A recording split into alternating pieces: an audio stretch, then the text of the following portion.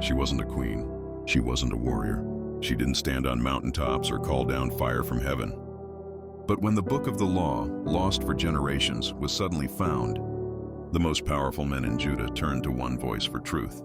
Huldah, a prophetess, a woman, a wife, and the voice of God. The story begins in the reign of King Josiah, a young ruler with a heart for God in a kingdom that had long forgotten him. Idolatry, bloodshed, and corruption had taken root.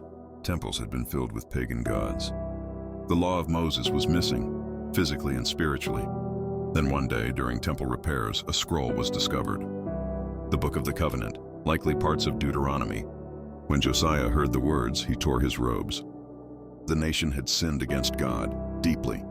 But what did it mean? Was there still hope? Josiah didn't summon a priest. He didn't ask a royal advisor. He sent messengers to a woman named Huldah, who lived quietly in Jerusalem. She was known, respected, not for politics or status, but for her undeniable connection to God. And she didn't hesitate. "This is what the Lord says," Huldah declared. "Disaster is coming upon this place. All the curses written in the book will be fulfilled." 2 Kings 22:16. Judgment was set. The people had turned their backs for too long. But to Josiah, Huldah gave a second message. "Because your heart was tender and you humbled yourself, because you tore your robes and wept before the Lord, you will not see the disaster to come. You will die in peace." 2 Kings 22:19-20. Huldah's words were not weak.